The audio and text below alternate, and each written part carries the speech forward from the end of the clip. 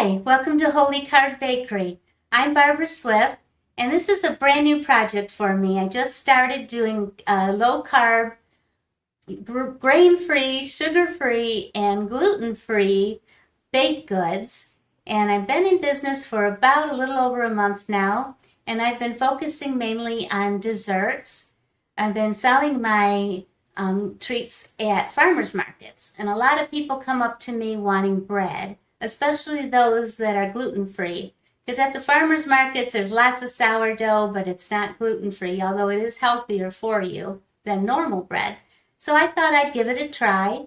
So today I'm going to show you my starter for my sourdough. So I'm going to do a sourdough bread, and I have to work on my starter for about a week. So today is day 3, and for a grain-free starter, I can't put wheat in it like you traditionally do, so I am going with almond flour.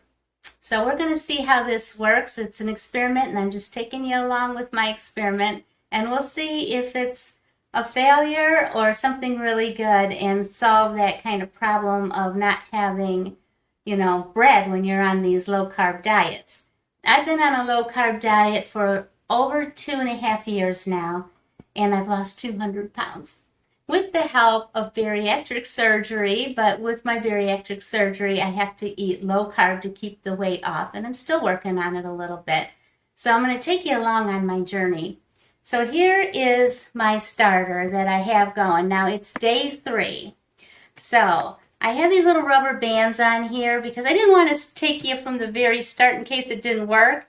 But as I'm going, I'm putting water and almond flour in my little jar here, and this rubber band is marking how far up it rose.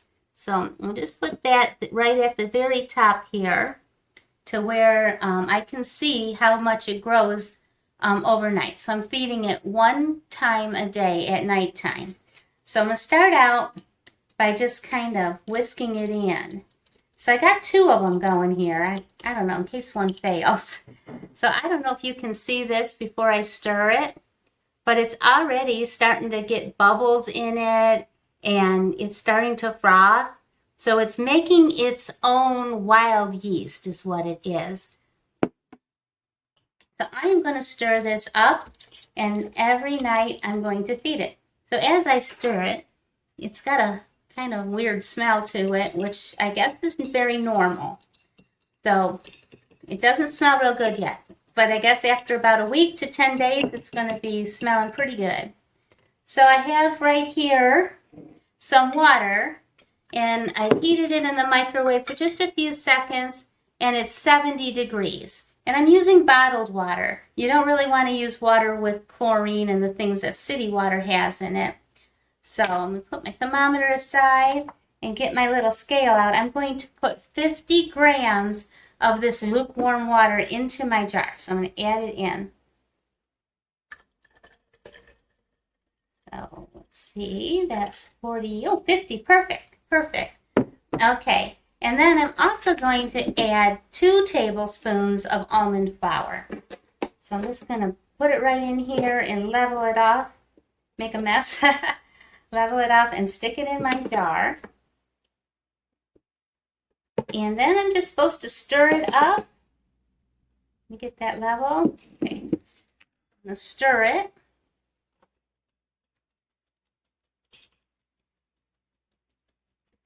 And get all the little lumps out of it. That's pretty good. It dissolves pretty easily at this point. And I want to scrape down my sides, but my sides look pretty good, so I'm going to leave them alone. And now I'm going to take my rubber band and just move it up. So it deflated when I stirred it the first time.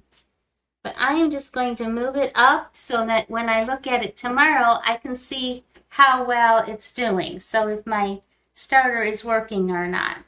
And all you have to do is just lightly cover it with a lid so some air can get into it, but you don't want to get dust and things into it.